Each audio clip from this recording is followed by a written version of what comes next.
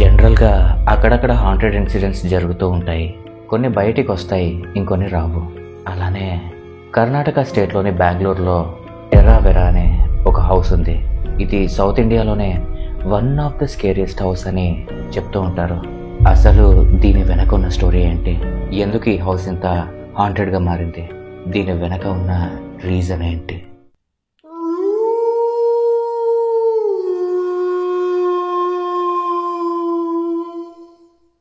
పంతొమ్మిది 1943లో Emmanuel Joseph Vas, షార్ట్కట్లో ఈజే వాస్, ఈ హౌస్ని కట్టించాడు. ఈజే వాస్ బాంబే హైకోర్టులో అడ్వకేట్. వాళ్ళ వైఫ్ పేరు ప్రిమ్రోజ్ మేరీ వాస్. వాళ్ళకి 3 కూతుర్లు. వాళ్ళ పిల్లల పేర్లు జాయిస్ ప్రెస్టర్ వాస్, వెరా వాస్, డల్సీ వాస్. సో ఈ హౌస్ కట్టాక ప్రిమ్రోజ్ మేరీ ఈ హౌస్ని హోటల్గా కూడా నడిపేది. అందుకే అందరూ దీన్ని టెర్రా వెరా అని పిలిచేవారు. ఇంకొంతమంది వాస్ విల్లా అని కూడా పిలిచేవారు. ఈజే వాస్ ఈ హౌస్ని చాలా డబ్బు ఖర్చు పెట్టి కట్టించాడు. ఈ హౌస్ ఉండే ఏరియా మొత్తం 10,000 స్క్వేర్ ఫీట్ ఉంటుంది. ఈ హౌస్ వాళ్ళ వైఫ్ పేరు మీద ఉంది. అలా అంతా బాగానే జరుగుతుంది అనుకునే టైంలో జూన్ 21, 1964న ప్రిమ్రోజ్కి హెల్త్ బాగోక హాస్పిటల్కి తీసుకెళ్లారు. తనకి జూన్ 26న ఆపరేషన్ చేశారు. ఆ తర్వాత 4 సంవత్సరాలకు తను చనిపోయింది. కొన్ని రోజుల తర్వాత ఈజే వాస్ కూడా చనిపోయాడు. వాళ్ళ ఫస్ట్ డాటర్ జాయిస్ ప్రెస్టర్ వాస్ ఒక బ్రిటన్ అబ్బాయిని పెళ్లి చేసుకుని వెళ్ళిపోయింది. ఇక ఆ ఇంట్లో వెరా వాస్, డల్సీ వాస్ మాత్రమే ఉండేవారు. వెరా ఒక ఇంగ్లీష్ ట్యూటర్, అలాగే డల్సీ వాస్ ఒక ప్రైమరీ స్కూల్లో మ్యూజిక్ టీచర్గా పనిచేసేది. అలా రోజులు గడుస్తూ ఉన్నాయి. సరిగ్గా సెప్టెంబర్ 4, 2002వ సంవత్సరంలో డల్సీ వాస్ ఆ ఇంట్లోనే పడుకొని ఉంటే సడన్గా ఎవరో డోర్ ఓపెన్ చేసినట్టు అనిపించడంతో డల్సీ లేచి వెళ్ళి చూస్తే అక్కడ ఎవ్వరూ లేరు. ఇక డల్సీ ఏదో భ్రమ ఏంటుందనుకొని మళ్ళీ వచ్చి పడుకుంది. కొంతసేపటికి ఒక అన్నోన్ పర్సన్ డల్సీ పడుకున్న బెడ్రూమ్లోకి వచ్చి దారుణంగా కత్తితో పొడిచి తనని చంపేశాడు. తను చంపుతున్నప్పుడు డల్సీ గట్టిగా అరవడంతో అది విని వెంటనే వెరా ఆ గదిలోకి వచ్చింది. ఇంతలో ఆ మర్డర్ చేసిన వాడు పారిపోయాడు. వెంటనే వెరా పోలీసులకి కాల్ చేసి కంప్లైంట్ చేసింది. పోలీసులు వచ్చి ఇన్వెస్టిగేషన్ స్టార్ట్ చేశారు. కానీ వాళ్ళకి ఎలాంటి క్లూ దొరకలేదు. చంపినవాడు దొంగ అనుకుందామంటే ఇంట్లో నుండి ఒక్క ఐటెం కూడా మిస్ అవ్వలేదు. ఇక కేసు కూడా ముందుకు వెళ్ళలేదు. లాస్ట్కి పోలీసులు ఏమన్నారంటే ఒక 6 నెలలకు ముందు ఆ ఇంట్లోకి ఒక పర్సన్ ఆల్రెడీ దొంగతనానికి వచ్చాడు. మేబీ తనే అయ్యి ఉండొచ్చు. ఆర్ డల్సీ వాళ్ళ ఫాదర్ లాయర్ కదా, మేబీ ఆయన శత్రువులు ఎవరైనా ఈ పని చేసి ఉండొచ్చని అనుకున్నారు. సో ప్రాపర్ ఆధారాలు లేక ఇప్పటికీ ఈ కేసు ఒక కోల్డ్ కేస్ మిస్టరీ లాగా మిగిలిపోయింది. ఆ తర్వాత వెరావాస్ ఆ ఇంట్లో ఉంటున్నా కూడా తన సిస్టర్ జ్ఞాపకాలు ఎక్కువగా గుర్తొచ్చేవి. ఆ ఇంట్లో ఒంటరిగా ఉండలేక ఆ ఇంటిని ఖాళీ చేసేసింది. తను ఖాళీ చేసేసిన కొన్ని రోజుల తర్వాత డైలీ నైట్ ఆ చుట్టుపక్కల ఉన్న వాళ్ళకి ఎవరో పియానో ప్లే చేస్తున్న సౌండ్స్ వినపడేవట. ఎవ్వరూ లేని ఆ ఇంట్లో నుండి పియానో సౌండ్స్ ఎలా వస్తున్నాయని అందరూ భయపడేవారు. కొన్నిసార్లు ఆ ఇంటి ముందు నుండి ఎవరైనా వెళ్తూ ఉంటే ఆ ఇంటి విండోలో నుండి ఒక ఆకారం వాళ్ళని చూస్తున్నట్టు కనపడేదట. అందుకే కొంచెం చీకటి పడిన తర్వాత అటువైపుగా ఎవ్వరూ వెళ్ళేవారు కాదు. ఆ తర్వాత చాలామంది పారానార్మల్ ఇన్వెస్టిగేటర్స్ కూడా వచ్చి చూశారు. వాళ్ళకి లోపలికి వెళ్ళగానే వాళ్ళతో పాటు ఎవరో ఉన్నట్టు, వాళ్ళని ఎవరో చూస్తున్నట్టు అనిపించేదట.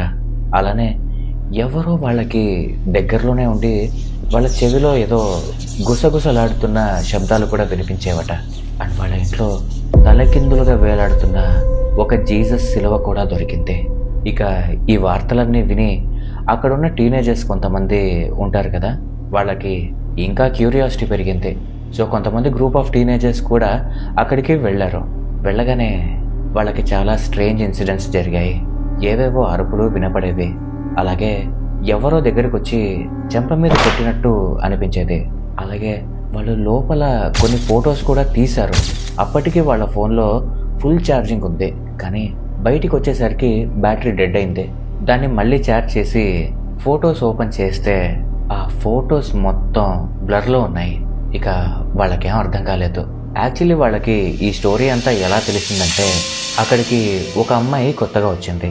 తను ఆఫీస్కి వెళ్ళాలంటే ఆ రూట్ నుండే వెళ్ళాలి. తనది డైలీ ఈవినింగ్ షిఫ్ట్.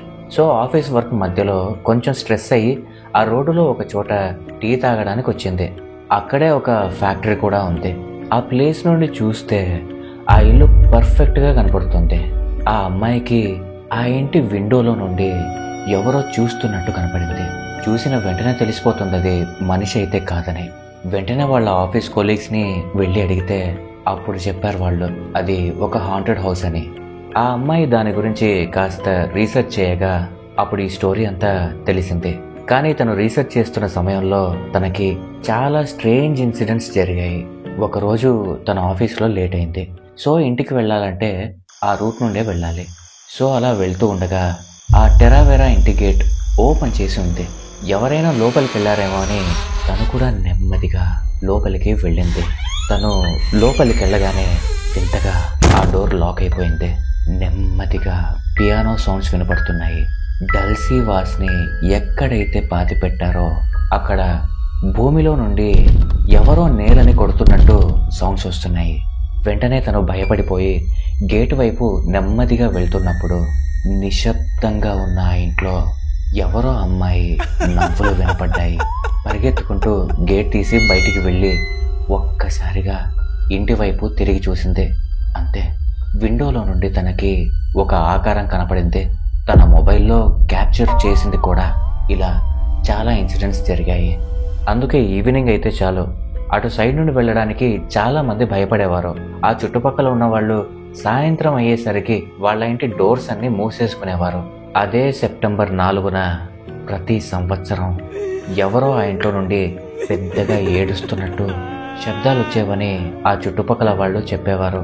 సో 2002 సంవత్సరంలో డల్సీ వాస్ని చంపింది ఈ రోజు దాకా ఎవరో కూడా తెలీదు.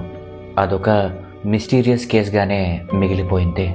ఈ హౌస్ బెంగళూరులోనే వన్ ఆఫ్ ద స్కేరియస్ట్ హౌస్గా పిలిచేవారు. ఈ టెరావెరాని 2014లో ఒక పర్సన్ వచ్చి 20 కోట్లకి ఆ హౌస్ తాలూకా ల్యాండ్ ప్రాపర్టీని కొనుక్కున్నాడు. ఆ తర్వాత ఫిబ్రవరిలో టెరావెరా మ్యాన్షన్ని డెమాలిష్ చేస్తారు. కానీ అందరూ ఏమనేవారంటే ఆ స్థలంలో ఇప్పుడు ఏం కట్టినా కూడా ఇంకా ఆ ప్లేస్లో కొన్ని స్ట్రేంజ్ ఇన్సిడెంట్స్ జరుగుతూనే ఉన్నాయని చెప్తూ ఉంటారు. ఓకే ఫ్రెండ్స్, ఈ స్టోరీ నచ్చితే లైక్ చేయండి, మీ అభిప్రాయాలను కామెంట్ చేయండి, మీ ఫ్రెండ్స్ అండ్ రిలేటివ్స్తో షేర్ చేసుకోండి. అలాగే మన ఛానల్ని సబ్స్క్రైబ్ చేసుకుని పక్కనున్న బెల్ సింబల్ని యాక్టివ్ చేసుకోండి. Thanks for watching.